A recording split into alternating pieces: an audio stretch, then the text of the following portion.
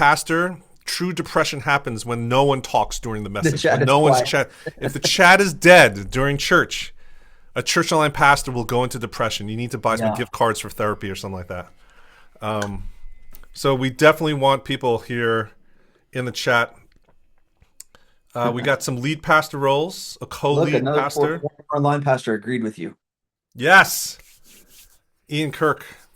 I'm gonna say as I get going on the teaching, this is a blessing and a curse because the chat, I will follow it while I'm talking, and so I may get distracted. But it is like it's the amens, right? For those of you there, if the people are saying amen, you keep going, and if it's quiet, it's tough. Children's pastor, that's awesome. You know, I just realized this. I learned something. So today, Michael, you earned your pay. You can go home. I learned something about Zoom just now that I didn't know. What's that?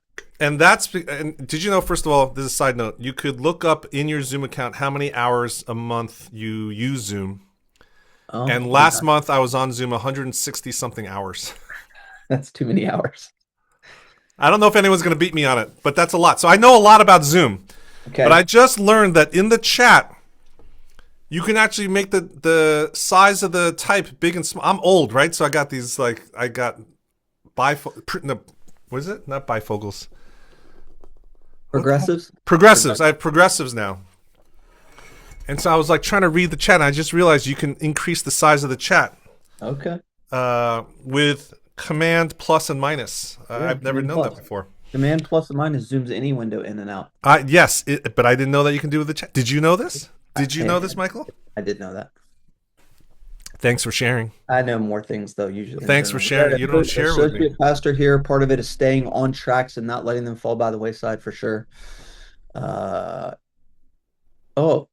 in transition, have a candidate weekend coming up. That's big news. So Yes. yeah, that's awesome. Good job, Kenneth, preparing. Tim's going to become director of church planting for a denomination. That's awesome. Would you be willing to say what denomination, Tim? Solo pastor. That's awesome. Love it. Thanks, Brian. We're going to get started. We got folks joining. I see the attendee number creeping up. I should have looked right before this, but we had 317 people signed up this morning when I checked. And I was reviewing all my notes and our slides and all that stuff. And so I'm excited about today. Bible Fellowship Church Mid-Atlantic area. I like that. Just Mid-Atlantic, the whole Mid-Atlantic. Well, I was on with the Converge Mid America network. The Mid-Atlantic is a pretty part of the country. Yes. Well, it depends on whose definition Mid Atlantic is. That's true. Kenny, you just asked a question. What's the number one thing you want to experience out of today's webinar? We had some people chime in. I'd love to hear more voices as to what are you trying to do, and then also your frustration. There is some frustration or something you want to get better at in terms of goals, meetings, planning, leading. What is it that is relative to our topic today? I would love to know.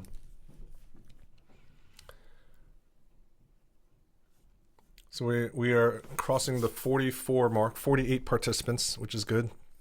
We should have like one of those prediction market things, where everybody can vote on like the weather in New York or bet on the weather in New York or who's going to win a Grammy Award.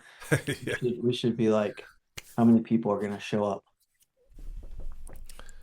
Let's be honest. When you sign up, Kenny, I have a question for you while everybody's answering here. When you sign up for webinars and trainings, do you sign up and actually put it on your calendar, or do you sign up and go, I'm just going to get the recording? It actually depends. Depends on the topic. It depends on the topic, and then that will depend on in my Google Calendar when I set it to free or busy, so that it can be conflict. If it's busy, my other calendar will not book anything on top of it, and free will do something. So David asked, this is housekeeping. David asked, I think it's David. Yeah, David Benjamin. Will there be notes, a recap of the meeting?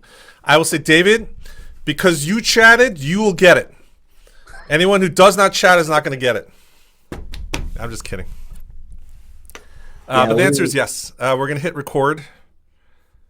It actually is recording. It is. All our shenanigans are recorded. David, you want all our shenanigans or you want shenanigan-free recordings? I'll have to edit all the shenanigans out and start it right now. All he wants all of it. Finding out that goals often don't fit ministry, which is very frustrating and impacts how I arrive. That's a very interesting one, Ian. Another question.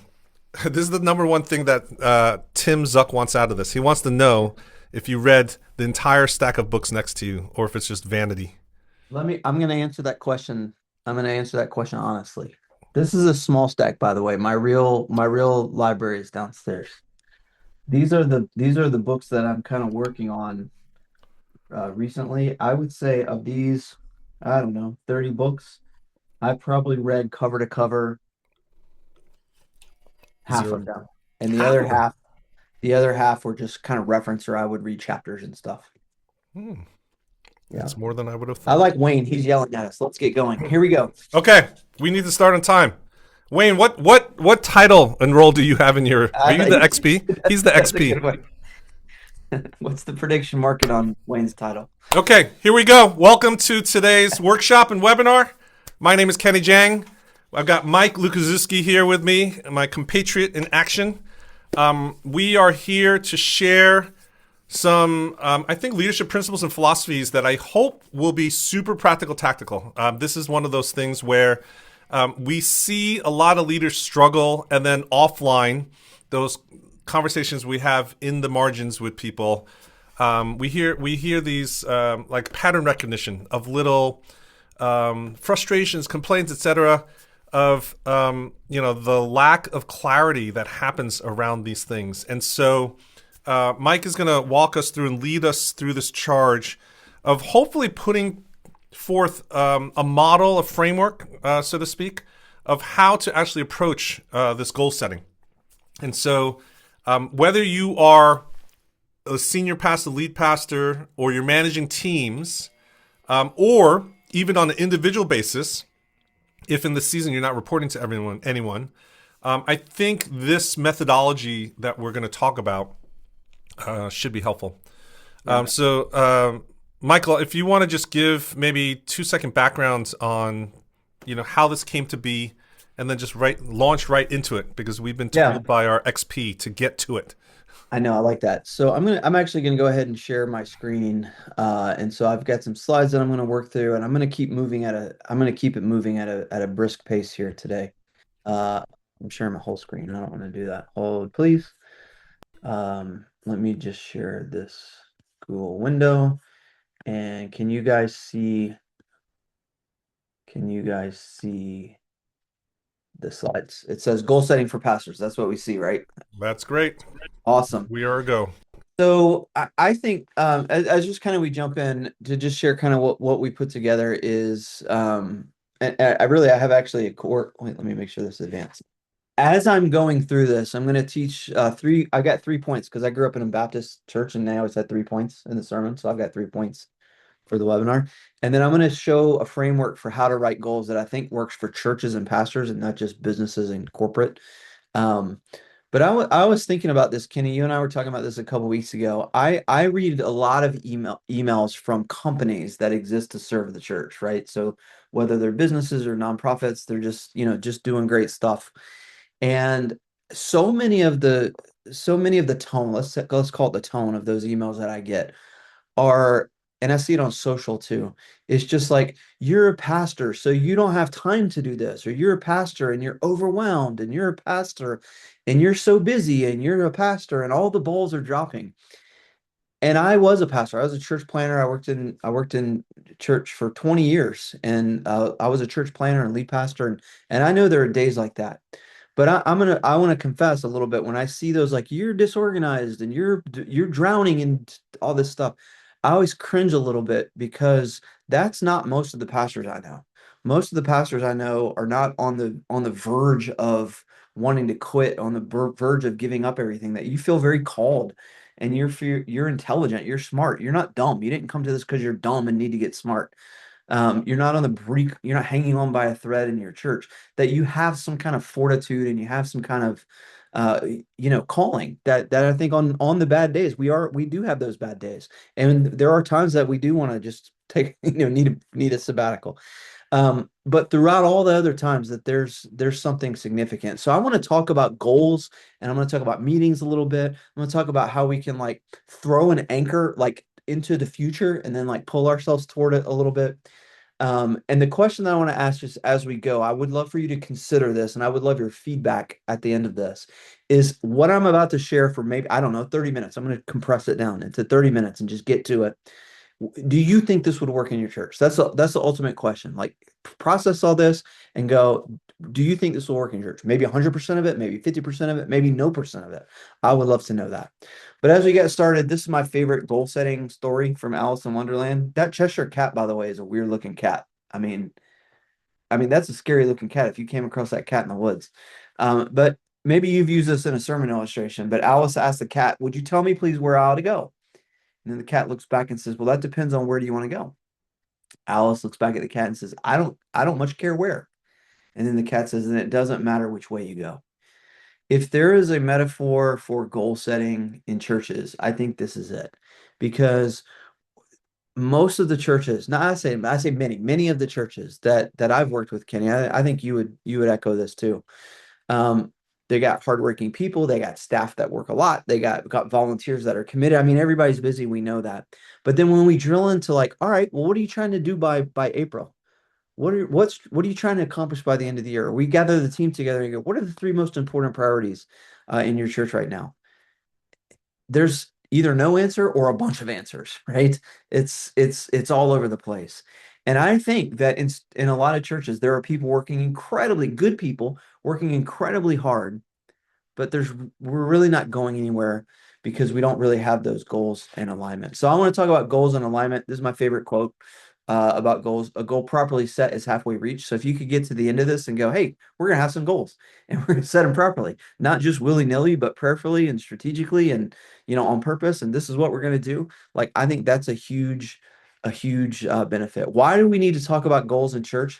Because I think that good people like everybody on this call today, good people, and the people that work with you and for you and on staff and volunteers, like good people, we just tend to drift, right? It's like this guy in the thing. If you don't paddle anywhere, you're gonna drift, right? The wind's gonna blow, the current's gonna take you, and we drift. And when we do drift, we don't want, let's say you're not the boss, right? Maybe you're not the lead pastor, you're not the boss.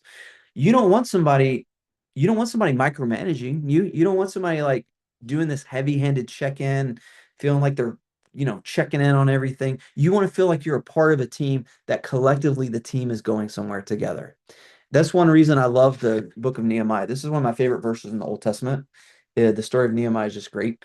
The whole story. I mean, there's characters in it. I mean, there's two bad guys in it that are just like poking. I mean, it's just a great story.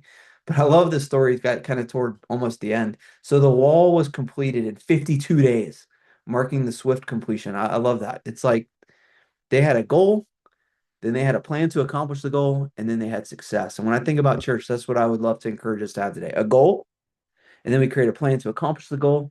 And then when we get to the end of it, it's like, all right, we did it or we didn't do it. We'll do something different next time, right? So a goal, a plan, and then we push kind of toward that progress. If you are taking notes or if you've got a note taker watching this, these are 5 goal mistakes I think we've all made. I've made these before. 5 goal mistakes that happen in churches. Number one, I think so many churches just avoid setting goals completely. Maybe we feel like they're not spiritual. Maybe it's yeah, we can't agree on what they are. What I see a lot of time is we kind of tend to rely on like our purpose statement or our vision for the future, but those are very esoteric. Those are very big and broad and like almost not tangible. You can't grab hold of them. But without goals, you can't really tell if you're making daily progress or if you're just being busy. So avoiding completely huge mistake I see made. Number two, this I've been guilty of this too. Pursuing too many at once. I'm going to talk about this and give you a little framework for how to do this. Churches are culprits in this big time that because what we're doing is eternally significant. And so we stack this document with like, here's all the things we want to do, and we try to do them all at one time. And of course, that doesn't work, right? If everything's a priority, nothing's a priority. Number three, pursuing or even achieving the wrong goal.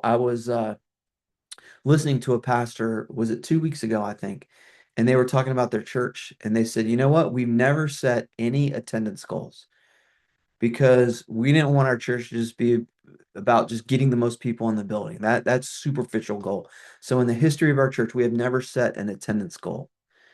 And I'm not criticizing attendance goals, but I'm just saying in this church, in this context, I love that framing because that church was being mindful of the fact that they didn't want to just achieve what they believe to be a wrong goal, right? They wanted to have a right goal in front of them. I think that's a huge one. Um, Number four, making goal setting an event, not a practice. Some of us do this. We have, and maybe you're here now. We have a end of the year retreat or beginning of the year retreat or a staff meeting, and we pull up a new document. We're like, what's going to happen this year? And we treat that as an event, right? Here's our goals for the year. And of course, by March, April, no one even knows where that document is anymore. It's like long gone. And so goal setting is not an event. It's got to be something that drives us forward. And then lastly, this is my pet peeve, setting church-wide goals that nobody owns. So when we talk about this in a minute, when I give you the formula, we're going to put a name besides every goal. It doesn't mean that person is the only person responsible. Doesn't mean that person does all the activities, but every goal needs an owner. I used to say with our team, and I'm a culprit in all this. I would say, we're going to do this, we're going to do that. And our team, I've said this so much, our team got used to saying this back. They're like, we doesn't work here.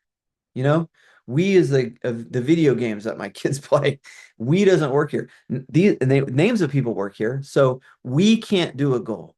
A person can own a goal. A person can be responsible for a goal.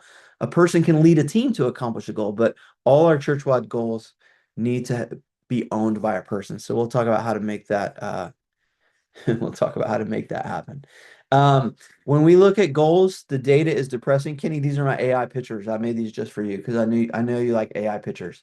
I just typed in Midjourney, depressed pastor and frustrated pastor, and these were the two images that it gave us back. And that frustrated pastor, he looks really frustrated. I mean, his eyes are popping out of his head. It is he's really frustrated. But this data, it comes from a study. It said only this is across all teams. Only 16% of employees can understand their company's priorities and goals. I would like to think that churches are a little better at this, but it's still going to be on the low side. It's still going to be on the low. It's still going to be on the low number.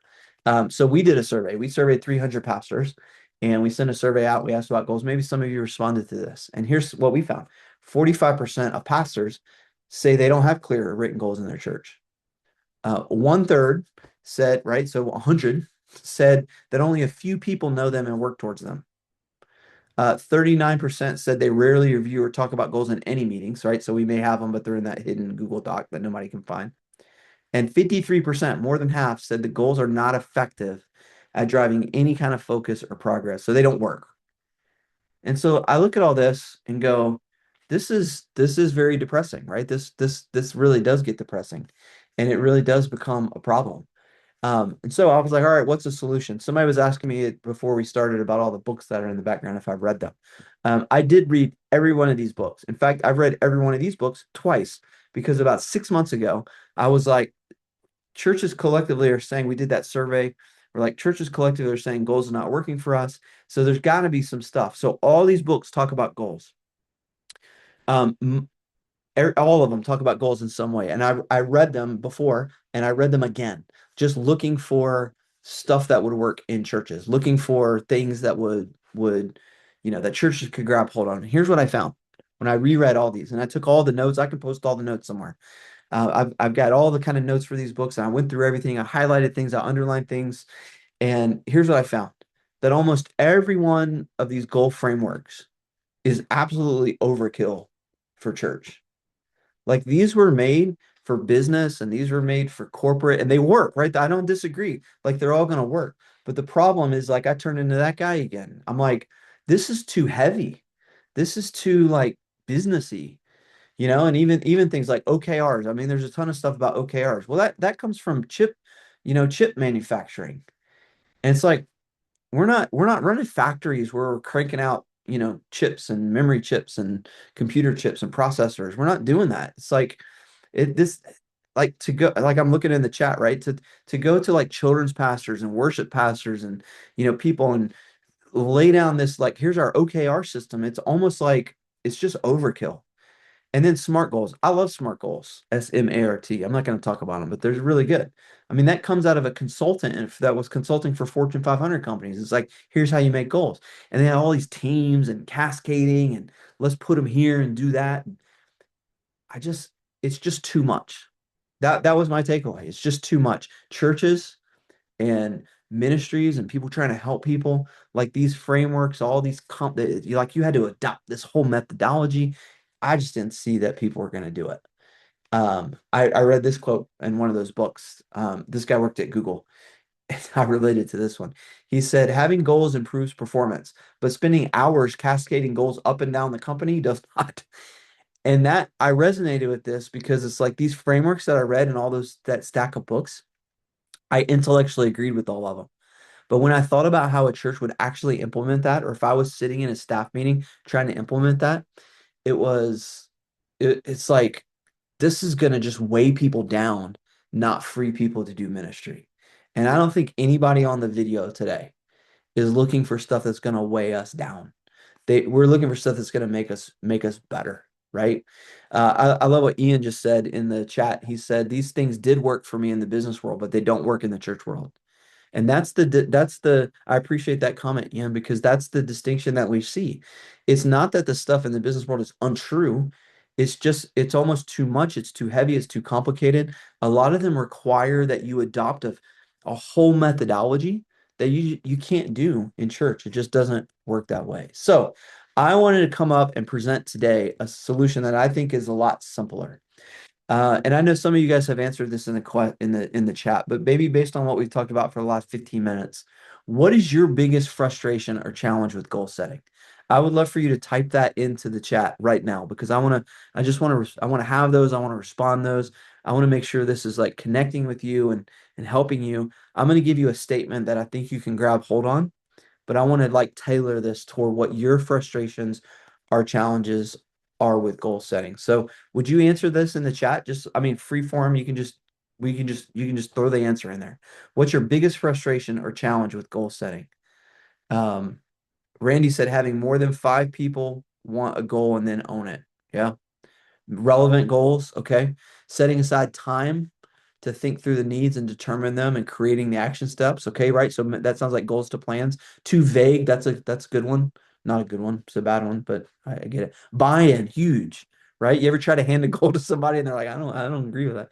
Getting others on board, buy-in, can't complete them. I appreciate that. Setting goals that serve values, that's so important. I see a lot of support, like getting buy-in, getting support, getting other people on them. Like this is what we're doing. Um, yeah, not don't have measurable goals, right? They're all improve, and it's hard to measure that. Yeah, that's good. Too many uh, goals are getting eclipsed by the urgent. Oh man, that's a huge one. Goals that all ministries can go after. That's good. Yeah, you don't want to just have goals that half the people don't care about reaching. Goals that help move the ball down the field. Man, these are so good. I appreciate all these comments. Keep them coming. I want to give the framework that I think will help. Here's the summary of our approach. And again, I just want to be very super clear what I did. I went through all what I could find. I'm sure I missed some stuff. I went through all that I could find, and I was like, all right, if a church is going to have like goals in there, and they don't need a big methodology shift, that doesn't need to be too heavy. Like, what is the simplest way? Like almost the MVP. Like, what are the non-negotiables of like goals in church? How would this work? And so I just came up with 3 statements. I'm gonna give them to you, then I'll unpack them. All right, here they go. 3 clear goals, visible to everyone, reviewed every week. That's the frame. I'm gonna talk about all these.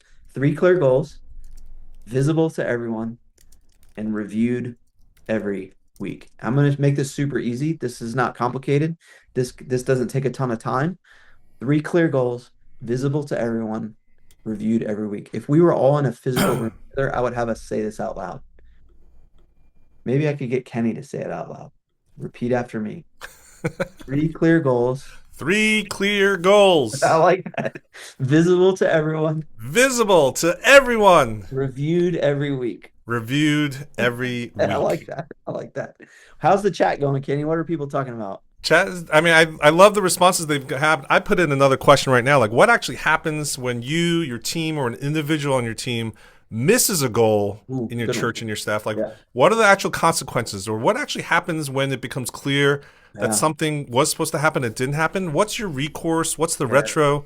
I would love to hear, because what we've heard from other churches that this is a wide spectrum of responses, everything from nothing, we just note it and move on, till we clamp down. So I'd love to hear what actually happens when you miss a goal. If you Yeah. could just put that into the chat. I was talking with the pastor last week, and they said, "Well, that just becomes the next quarter's goal. They just roll it forward."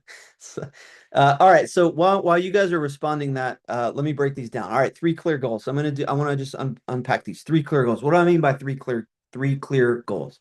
Three clear goals. All right. I love this quote. I listened to this podcast from a guy named Lenny, and this Molly Graham was on Lenny's podcast, and she was at Facebook and all this stuff. And I just love this. No company needs more than three goals. Facebook, got by on just three goals for 5 years while growing to 5,500 employees. And those goals were growth, engagement, and revenue. One goal must win in a fight to create true clarity. So three goals, but one was like the winner. Goals should be simple enough that an intern who started Monday should be able to understand them, and they should hurt. If your prioritization process isn't painful, you're not making real trade-offs. This goes to that idea of just three clear goals. Warren Buffett, I think I mean, he's a pretty smart dude. He's done pretty well for himself.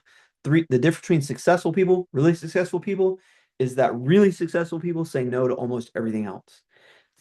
And I did see in the chat go by, it's like, hey, we got a lot going on. It's hard to prioritize, it's hard to set. And I think part of the reason is we try to cram everything into our goals. We want to have only three, but we try to make them do everything. And so when I talk about three clear goals, here's what I really mean. I really mean three.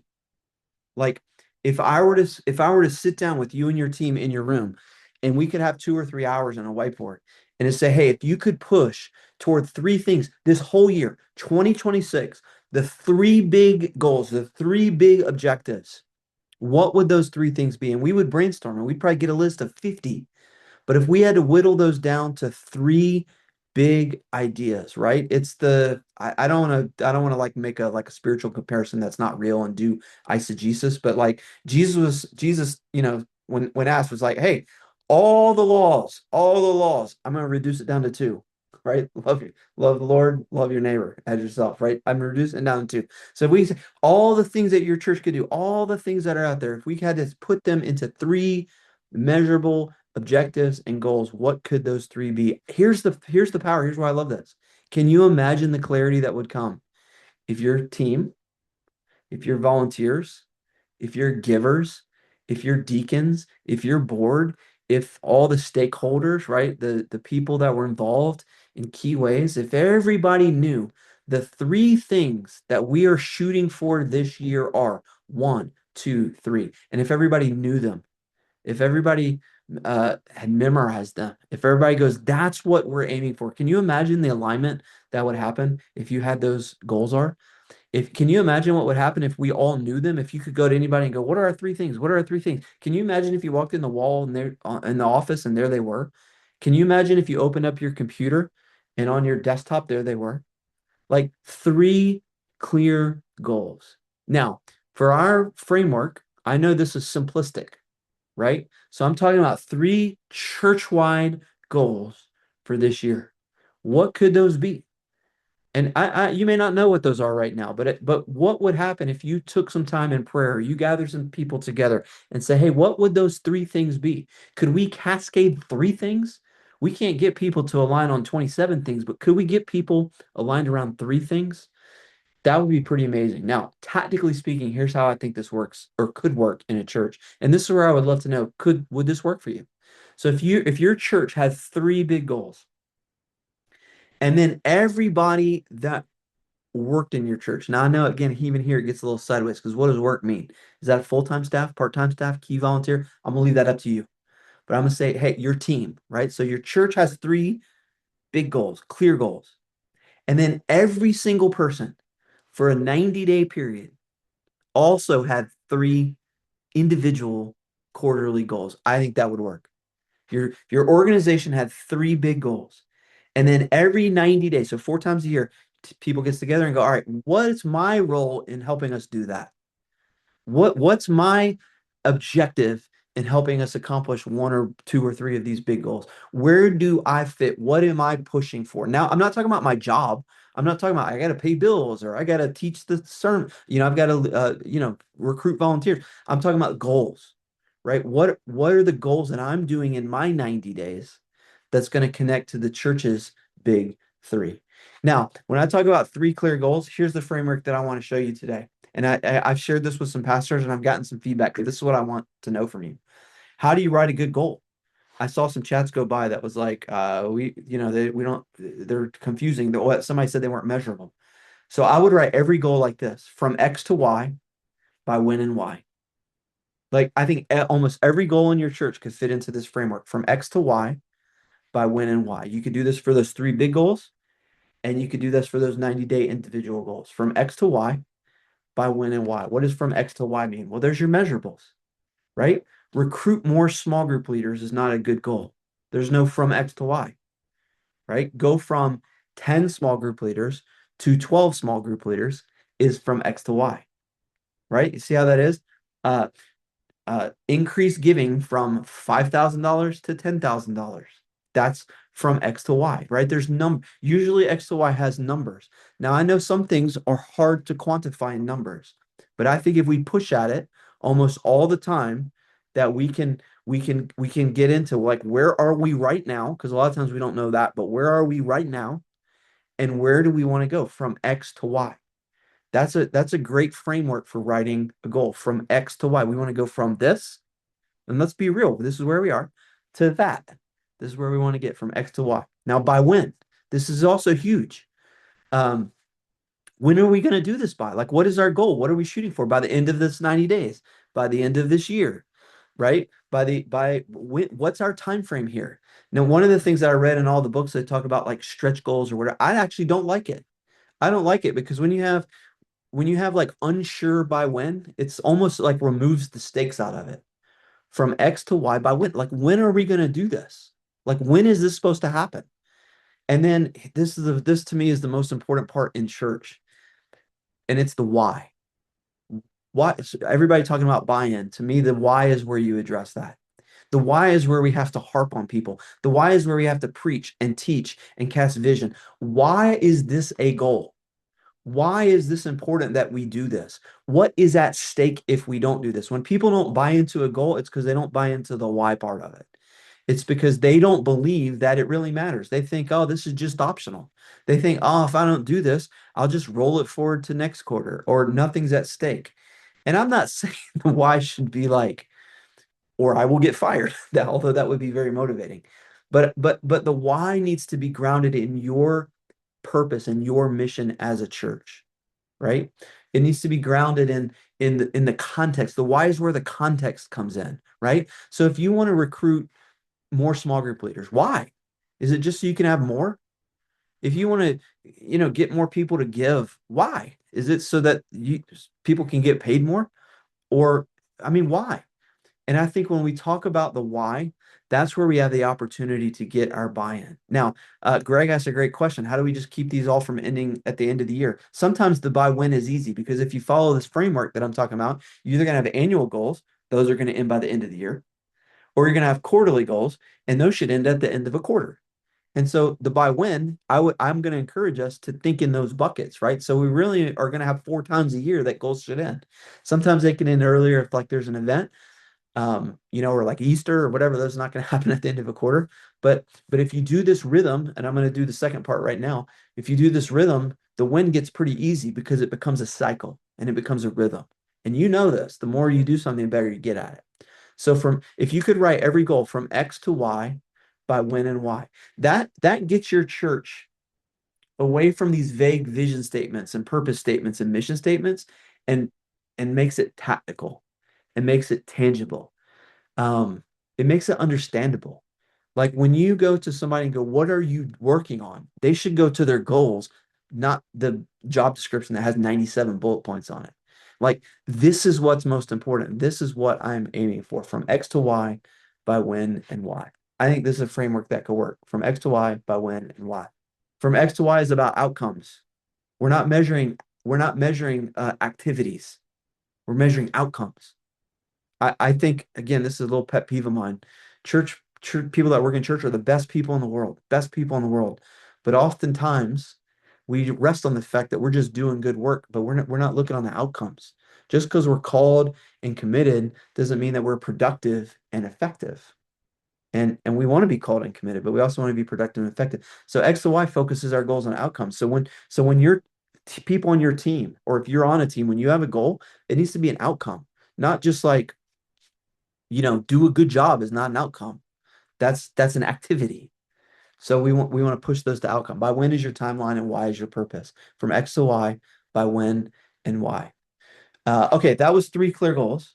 Next is visible to everyone. For everybody talking about buy-in, this is key. Visible to everyone.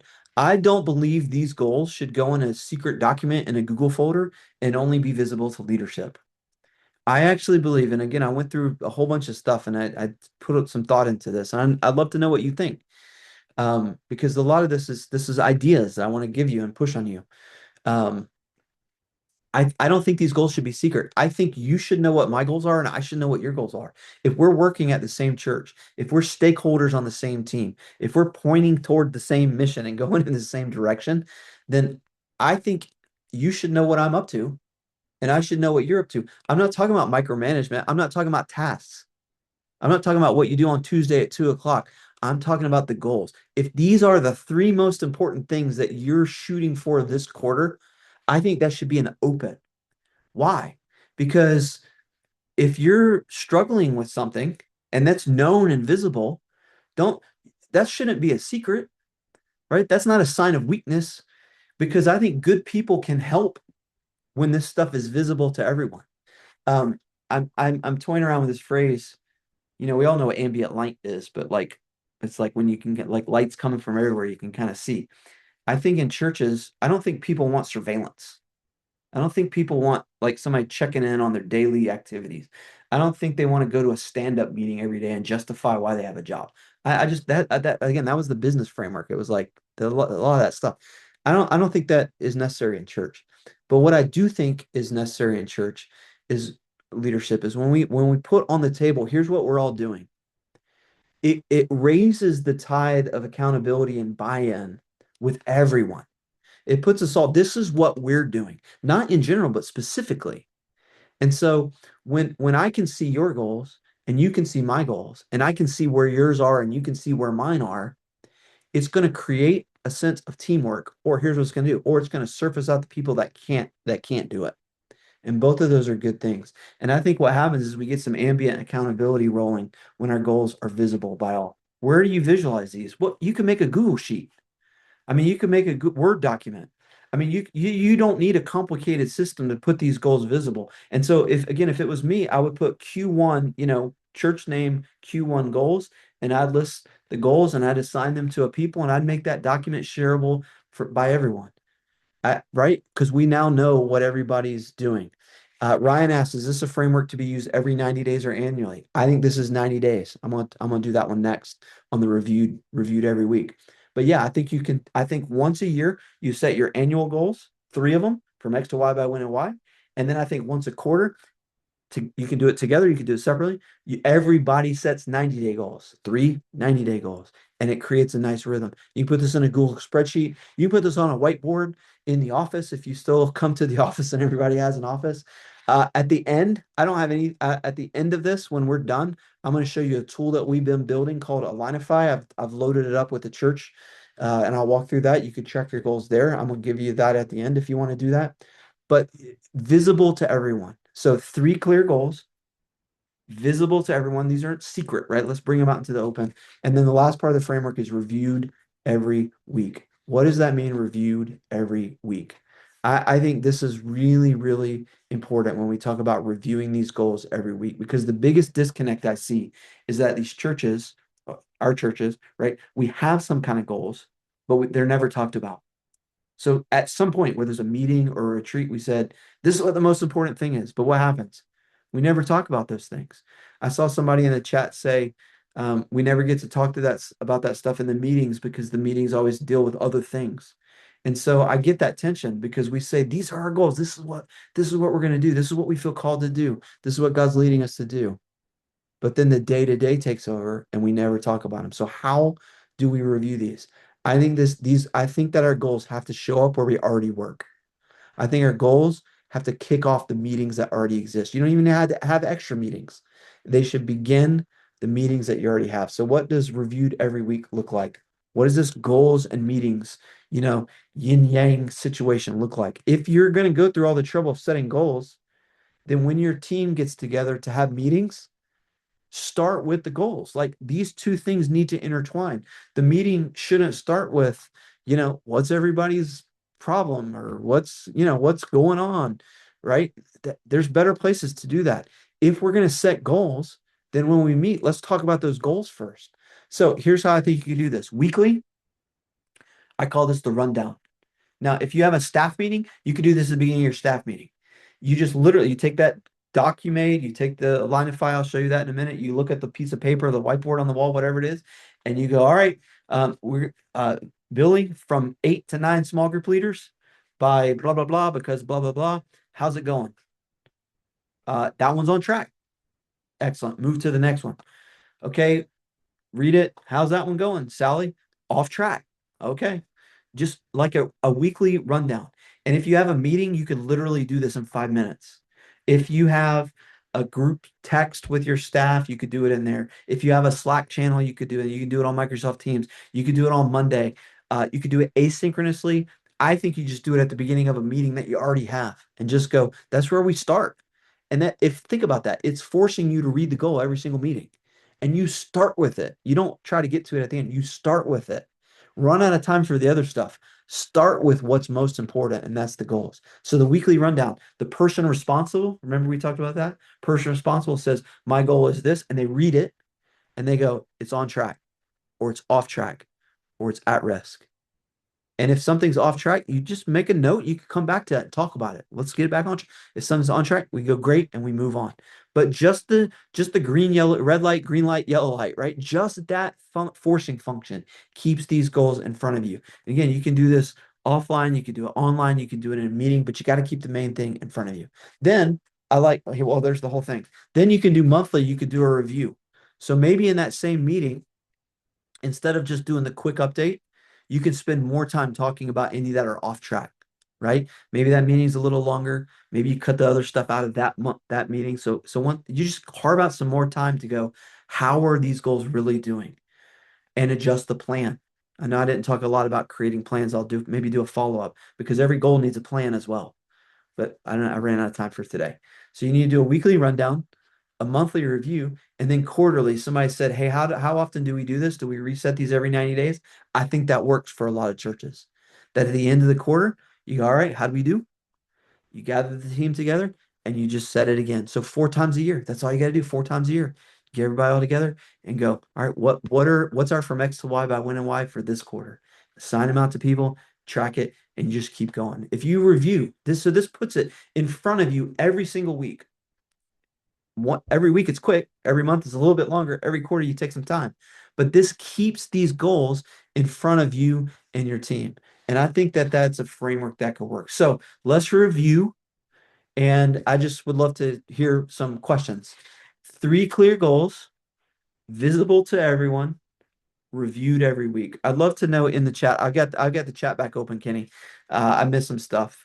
But I'd love to know what you think about this. 3 clear goals, visible to everyone, reviewed every week. And then the framework we said for how to write a goal, whether it's a church goal for the year or it's an individual goal for 90 days, from X to Y by when and why.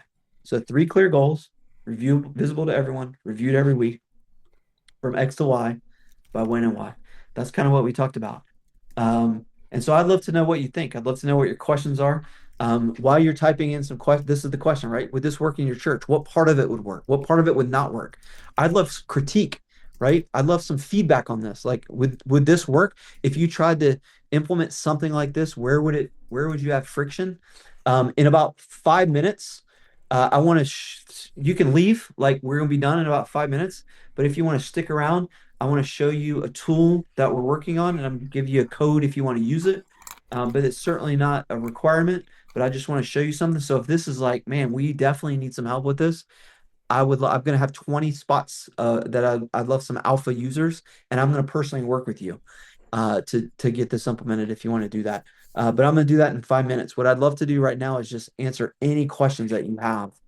Um, Yeah, so we got some great people are actually actively engaged here. So, okay, what are people saying? so some are God's doing in terms of outcomes, not ours. How do you balance that with actual activity? That's a good one. Yeah, I mean, I think that that's right. Ultimately, what we're doing at church is not totally dependent on us, and so that's incredibly freeing. But there's also a sense of responsibility. I always try to balance out that like whose church is it, right? So it's God's church. But then there's that stewardship component that we want to be good stewards. So to me that is as long as that tension, if we eliminate that tension, it's bad. So as long as I think we hold that tension, we're in a good spot. So if any of this starts to feel too business-like, it starts to feel too corporate, starts to feel like we've lost the point, then I like we're going over the cliff. Okay. So, Here's a good practical question. How do you keep from all the goals from ending at the end of the year? yeah, I mean, annual goals are going to end at the end of the year. And that's why I like this quarterly rhythm, right? Because it gives you four endpoints. One of the books, I don't know if it was in that stack, but there's a good book. You don't even need to read it. I'll tell you what it's about in 15 seconds. It's called The 12-Week Year. I forgot who wrote it, but the guy says, hey, annual goals are kind of dumb because no one starts on them until October. Because in January, it seems like you got a whole year to do it. It seems like forever away.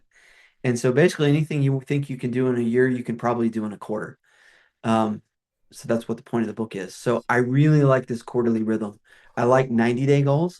It's long enough so that like we have time, like we can meet with people, we can involve people, we can do stuff, but it's short enough to feel aggressive.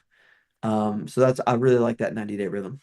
Okay. Another good question is he was talking about when you were look at your purpose statement that you have already existing. Yeah. And Ian saying, I think this was a discussion between people. I think our purpose statement is often too vague to put into this framework. But is it the framework or is it the statement that's Yeah. vague? I And wouldn't I wouldn't try to put your purpose statement into here, right? Your purpose is this big broad statement. Like, most churches, again, I'm not oversimplify. Please don't shoot me. Most churches have some kind of purpose statement that is like make disciples or glorify God and make disciples, love God and love your neighbor. Like it's these really big concepts, right? It's very hard to make that tactical and tangible. Like what does that look like on a Tuesday? What does that look like in a sermon series? And so I think your purpose and mission and vision statements, they need to be at that high level, right? They need to be inspiring. Goals need to be tactical, not inspirational. yeah, That's why I don't like the idea of like these stretch goals of like we're going to baptize 90 million people. It's like I think everybody looks at us like sure, okay, but I don't know what I'm supposed to do because that's so ridiculous. I think goals need to be very tactical and time bound, and that X to Y by when and why. I think the why is where you bring in that mission statement a little bit because this is our mission, and if we're going to do this big thing, then we got to do this small thing, and so that's how I would connect those. I think related to that, Todd is asking, like, what are some questions to help our teams, our people, to focus in the vague goals? Yeah, I would force that X to Y by when and why. Like a lot of times people don't know the X. Like, okay, we want to do more, we want to get more volunteers. Well, how many volunteers do you have and how many do you actually need? Uh, I don't know. Let me look in planning center, right? So I think forcing the X to Y, because there's information gathering that's required to make some of those. Like I don't think these are willy-nilly, like let's just make stuff up goals. Like this stuff matters. And so there's probably some research involved. There's probably some back and forth. I would create a draft of a goal and then say, here's what I'm thinking one of my three goals is. What do you guys think about this? People are smart. I mean, people are going to give you good feedback. Yeah. Ryan has a related one. I think it's basically talking about look, you got these 90-day goals, these quarterly goals. Do they need to align with the annual goals? And like how? Yeah, so really good question. So again, maybe if we had some examples, it would help. Let's say your goal was to launch 15 new small groups by the end of the year. We're going to have 15 new small groups. Well, you're not just going to divide 15 by 4 and go, that's what we're doing in 90 days. That's kind of the weak way to do that. What you may need to do in the first 90 days is really go through your training procedures and your your recruitment process or the qualifications or right job, right? You may need to do a bunch of prep work. Think about your building a building, you got to do site work. And then maybe in Q2, you need to have like an event or you maybe need to do some create some stories or whatever. And then day three, quarter three, then you may need to actually have a sign up process and some info meetings. And then, again, I'm stretching this out. You don't need a year to do that, but each each quarter you got to make it something that's accomplishable, that's tangible, right? From X to Y by when and why. Like we're going to go from no training to we're going to have a training on February 19th, right? Because we don't have a training, we're going to have a training on February 19th. Because if we don't have a training system, we're not ever going to be able to scale our small group ministry, right? That's kind of a framework. Gotcha. Jeremy has a really good question. So, if we buy into this methodology and we get down to three goals, right? Okay. Three goals. And each goal is owned by a person, right? So you have three people who own them. What is everyone else's role and responsibility? Yeah, yeah, that's great. Um, really good. Everyone else gets the year off. They don't have to do any work, right? Goals may be owned by a person, but it takes a team, right? So you have a team, you have all the ministries. And so again, I just use an example. Maybe you have a church-wide goal to baptize 50 people this year, right? And some of those might be students, some of those might be adults, maybe some of those are men, some of those are women, right? So the different ministries in your church can all have a piece of that goal, right? They should be something that they all go, hey, we collectively, not just my ministry, but we collectively, we're trying to baptize 50 people. And so that's really important. And so that goal should create some unity and it helps me have a piece in it. Now, the person on staff, maybe that one's the pastor. The pastor may be responsible for that, but the pastor's not doing it. All the ministry leaders are involved in it. So that's where leadership has to come in and getting people on board. Like this is our goal. I'm responsible for it, which means I report on it, I track it, I know it, I say where we're doing, I say where we're stuck, I make the plan, but it doesn't mean I do every single thing. It takes a village situation. Absolutely. Okay, so here's a question. If you're, I think this is a general question and a specific one. If you have a small staff, even if you have large staff, who else would you include in the goal setting team, the team that actually sets it? Is it just I the senior pastor? Is it I who really is that? like the term stakeholder. So I think anybody, right, anybody that has, right, what is a stakeholder? It's that somebody that is invested in the outcome. And so I remember back when I was pastoring, I would often invite non-staff people into meetings sometimes because we were talking about something that I knew was near and dear to that person and they had a vested interest in it. So I think you just kind of maybe put together, and you can adjust this each quarter. I would put together, maybe it's your staff, maybe you have a couple other people, but you just do cute first quarter. It's like we're gonna set some goals and like I'd love your opinion on this. People that can kind of think strategically, think ahead. I think you don't want people that are going to get in the weeds. You do not want argumentative people in there. And so you just want to have a good kind of team, and you're Yeah, going to try it. And the other reason I love the 90-day thing, Kenny, is that let's say you get it completely wrong and screw it up and it doesn't work in 90 days. Just do it again. Do it again in the next 90 days. And I promise you, the second 90 days, you will have learned something that will make it better. yeah. I mean, obviously, you need that weekly routine, the rundown Yeah. to make The sure you're weekly thing tracking. helps a ton. Okay, so and here's something that's related. So getting to three clear goals as a church probably is the largest hurdle. Some of our leaders are lone rangers, and getting them to commit to goals that are transparent to others would be challenging. What do you do with them? Do you kick them off the island, or what do you do? No, I mean, I think so again, I think I would in a nice way, you got to figure out how to combat that Lone Ranger mentality. Right? So I think the big goals for the year of like here's what our church is doing is a great way to do that. Um, it's like this is what we're a church is an interesting thing. That's why I think all these methodologies for business don't work because the church is not just a business. Yeah, There are business-like things that we do. We are at least a business, but we're much more than a business. And then there's people, and there's, often there's various different governance, right? It's a different kind of thing. and it's a spiritual endeavor, and it's all this stuff. And so every church is unique in their kingdom business, right? It's different from Yes. secular business for sure. And so I think you got to kind of attack that Lone Ranger mentality and just go, we collectively, and I know when I say we, who is that, right? Maybe different churches as different people. But you just kind of have to get some alignment and get people on the same page. And that's one of the reasons, maybe that's a good transition, Kenny. Um, I think that's one of the reasons why you and I have been talking about for the last year. I feel like Yeah. we had an event. Well, I say event. It was like six of us, right? Where we hung out at my house, and we were like, what problems do churches have that we feel like we can solve? And we came up with this alignment issue is where we kind of settled after was it a whole day? We had a whole day of around.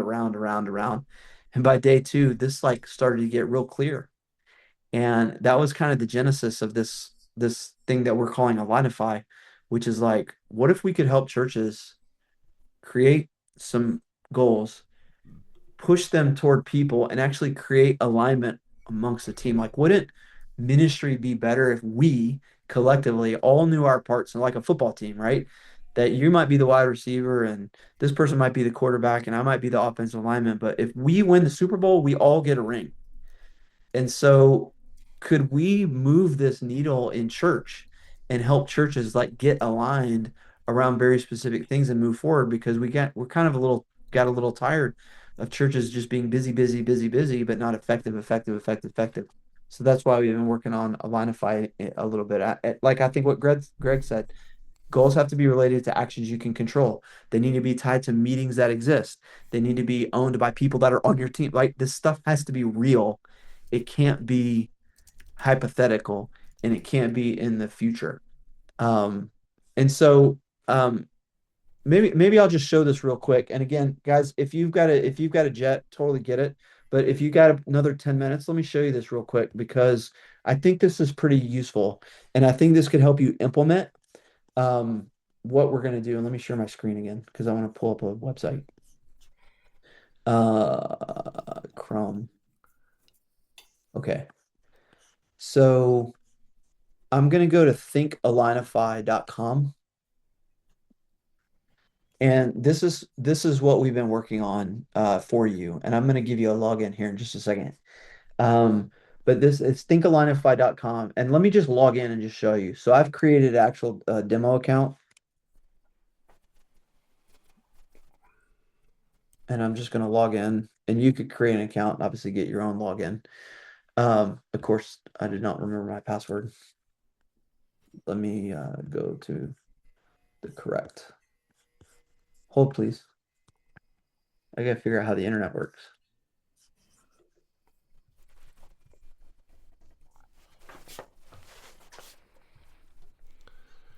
There's 60 people here still. Okay. So I would, So, while Michael's doing this, what's the one takeaway? What's the one challenging oh yeah. idea? What's the one takeaway you've had so far? Okay. So here we go. I've logged in. And again, this looks a little overwhelming, but just let me just show you what it is. So the tool's called Alignify. And what I did is there's some goals set up. So you can see 2026, this church has three goals, right? If I click on it, I could just see what this church is. Increase small group participation, grow volunteer base, and guest taking next step. And I could click down and see that from X to Y by when and why. So there's three goals that this church set up.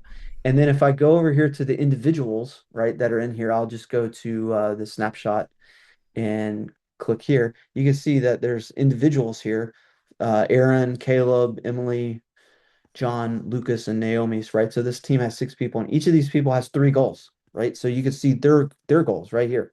So again, this is looks a little bit like a spreadsheet, right? So this is why I say you can do this in a Google spreadsheet. This is just a little fancier, a little slicker, and it does some cool things. So you can see here's what all these goals are, and you can see who's on track and off track. And you can see five goals here are off track, some are yellow, some are on track. If you click in here, you can see the plan if you want to dive into a plan. I didn't talk about that today. But here's what I love about this. What if once a week, let's just say Friday, on Friday, the idea is that you come to this page called check-in, and the button's right here at the top. And I'm John in this scenario. And this takes 60 seconds. That's it, 60 seconds. So pretend I do this on Friday before I go home or before I close my computer, right? So on Friday, I click the check-in button, and here's my three goals. They're already right here. I don't have to go find them. They're already right here. And where I left them last week is still checked. So let's just say they're all on track. And then I can just do two sentences. What happened last week? Man, had a great meeting with a new family that is going to join. Uh, Finished sermon planning through March. I mean, right? Just this is what happened. And then what's on my radar for next week? So, right, I'm just going, hey man, next week I got to really work on, really make some progress on the staff review thing. Because, right, that's one of my goals. So I'm really gonna make some progress. And then just hit submit check-in. So what happened to that? Well, this guy John, he's actually the lead pastor of this fake church. If you go to the dashboard, here's the latest update.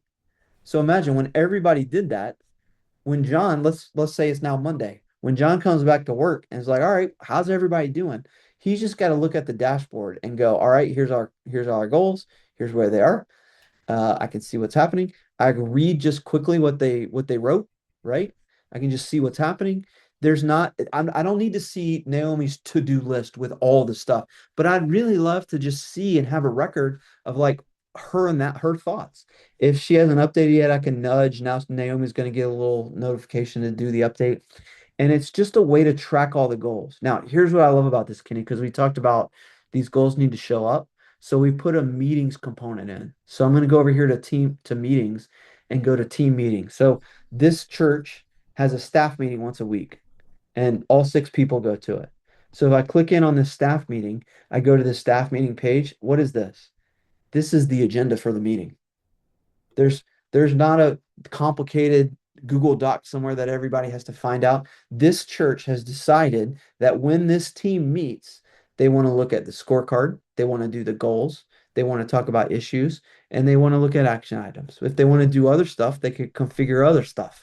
So they're just literally saying the purpose of this meeting is to review all the stuff. And then check this out. They don't actually have to pull up a bunch of other documents. It just pulls all the goals in right here, right? It just pulls them in. So you can see that they're pulled in. These people in this meeting, the goals are right there. And then they have their scorecard. I didn't talk about scorecard today, but a scorecard, you've got something like this in your church probably where you're keeping track of some different things. And you can just pull in those numbers right into the meeting automatically. So you don't have to have a bunch of tabs open. You don't have, all this stuff can kind of live in one spot. And then we put some other things in here that are fun, but the core of this tool is that 60-second update. So everybody can see, here's how my goals are going. And then that check-in. And then the leaders, right? And you can have teams in here too. So team leaders could go, oh, I'm the worship team. I just see how my team's doing. So you can see how everything's doing. This is that number 2 point, right? Visible to everybody. This is where this stuff can live. And we're putting in a bunch of integrations so you can get stuff in here, in and out of here quickly. But this is basically the tool. And so I'll answer some more questions. But if you are interested in this, let me just show you what to do. I wanted to work with, I only want 20 churches because this is brand new. I think there are things in here that are broken. I think there are things in here like I'm not actually sure um, how quarterly team goals are going to work. I need some people to help me figure some stuff out for real, but I will help you and work through this. I'd love to push through this with you. And so I wanted to create a alpha program. So the website is, I'm not going to, this is not, you have to type this in, thinkalionify.com/alpha, thinkalionify.com/alpha.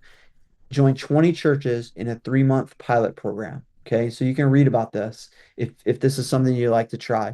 I'm going to give you access to the product. I'm going to personally work with you to get onboarded up and running. I'm going to give you, I'm the founder, so we'll get on a call and talk through anything if you need some help. If you're stuck implementing, rolling stuff out, like it's going to be as personal as I can make it. What I would ask from you is that you use it. Like I want your feedback from it. So you complete the sign up process. I'd love for you to record the sign up process that you go through. Look for anything that isn't clear. What's confusing? Are you trying to use it in a way that's like, man, this isn't, I would do it differently. That's the stuff I want to know. I'd love to have your team members do those check-ins and get their feedback. I will do a very brief weekly, I'll send it out on Friday just to get your feedback from it. And then at the end of the pilot program, I'd love to have a call with you and debrief with you and a couple people. When we release this, we're going to price this at $5 a person or $5 a seat, right? So however many people it is times five.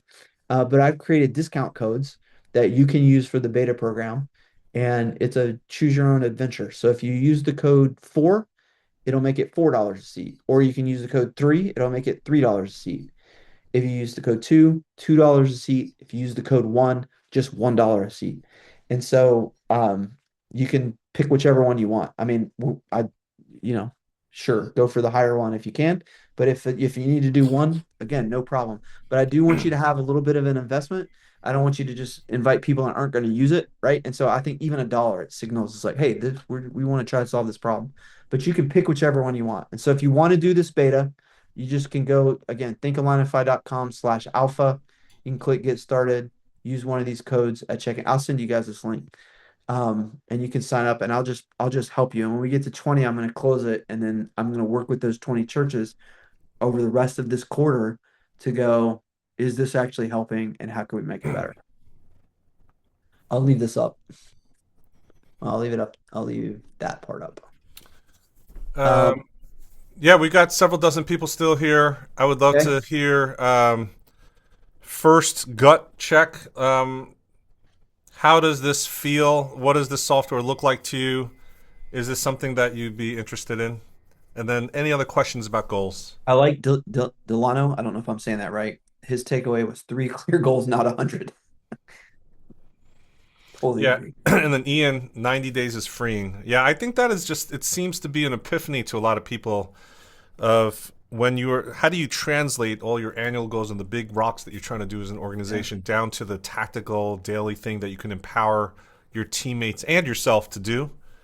I do think as you go through it, um, and Michael, I'm assuming we're going to be doing other webinars and stuff, but just showing even how we conduct a weekly meeting, I think would be very interesting to show, how do you not get bogged down and it turns into just this discussion fest that every shiny object gets discussed and you never get to your goals. Yeah.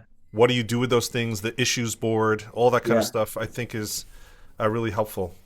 Yeah, there's a lot more stuff. I can send you if you want to know more before you commit to a beta program, that's totally understandable.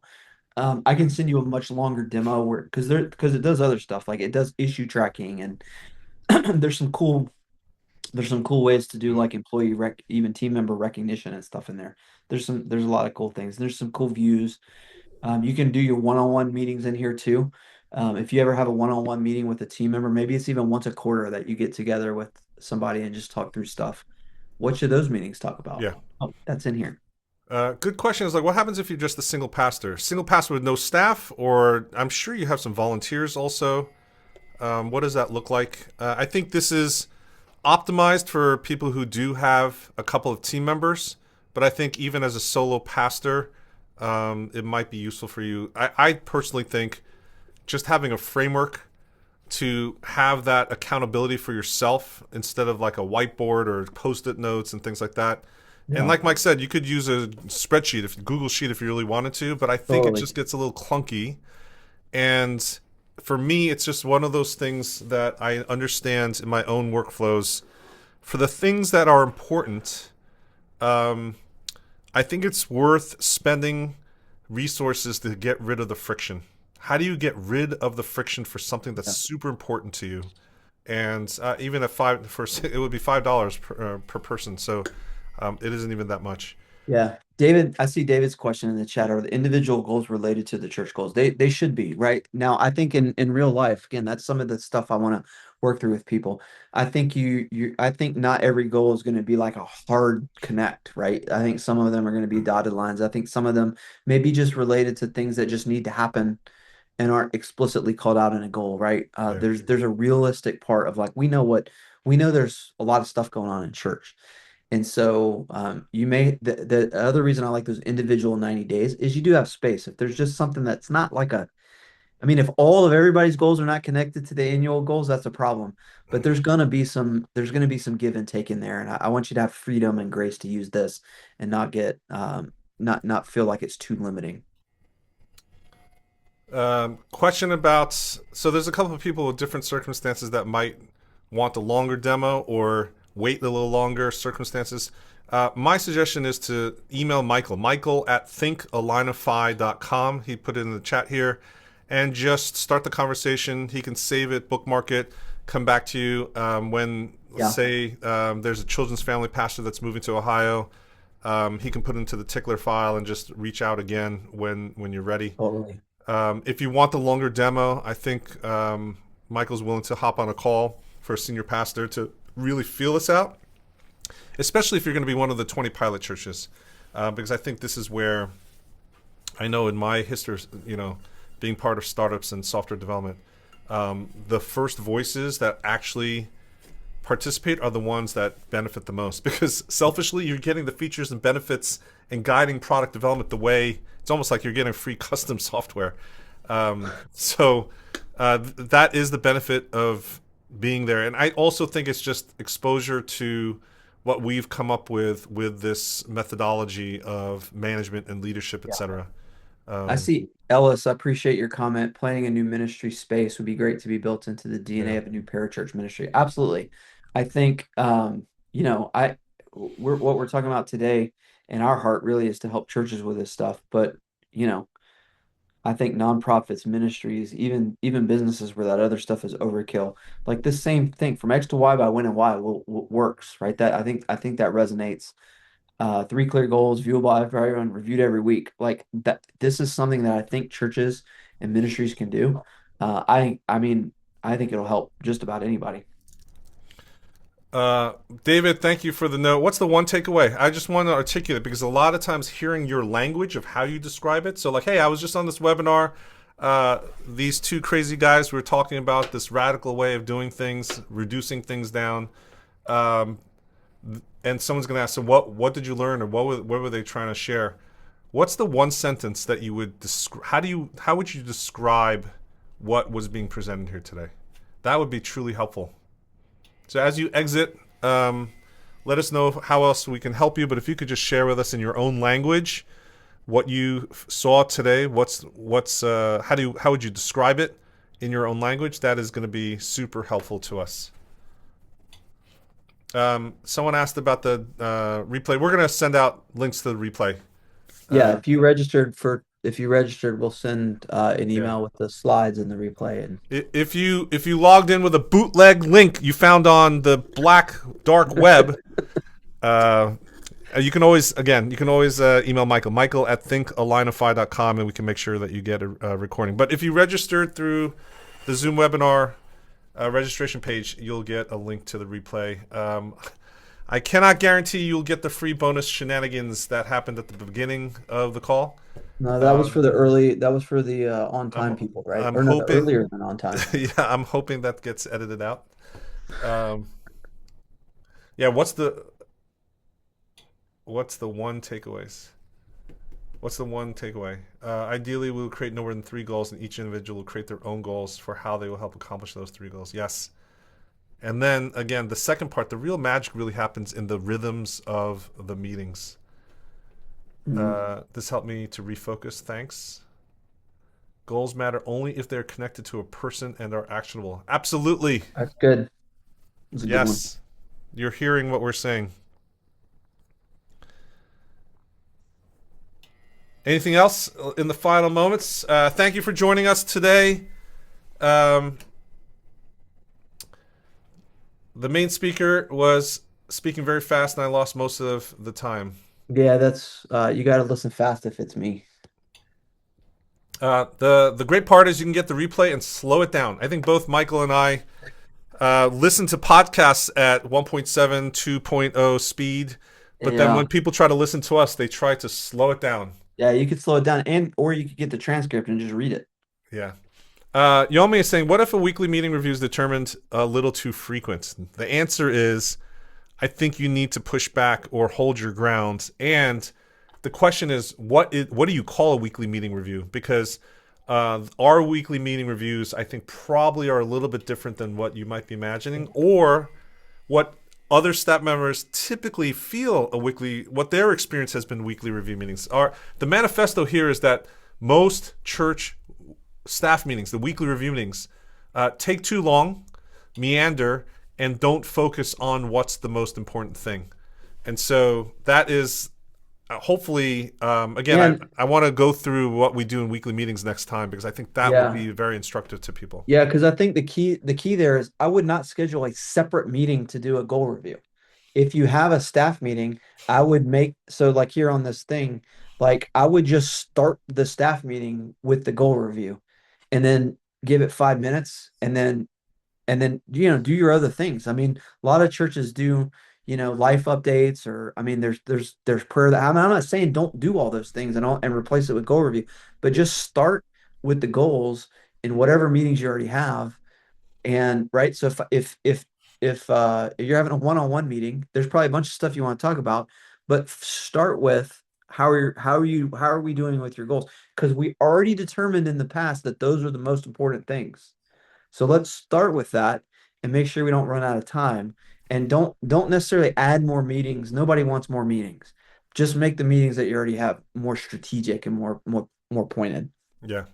Um, we should make T-shirts, Michael, because the Mark Twain quote of if you wake up today and one of the things that you have to do today is eat a frog, you should do it first and early in the morning. And if your job today is to eat two frogs, you should eat the larger frog first, right? That's a folklore in the leadership and productivity circles. But that's what we're talking about here is like you need to major in the majors before you Yeah. minor in the minors. And again, Yeah. our meeting review for goals is not a full hour meeting, right, Michael? We do not block out 1 hour for that's not a goal review meeting. That No, is and a you could see here on this staff meeting thing. I'm showing my screen right now if you're looking. yep. Like you can decide how much time you want to give these things in this tool. You can do it just in general.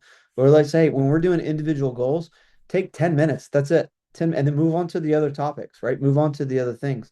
If you're spending a whole bunch of time giving updates on goals, that is a meeting is a terrible place for that because you could write an email or you could, I mean, there's other places to do that. Take advantage of the time. This goes on track, this goes off track. And if you need more help with something, we can deal with that, but keep going in the meeting.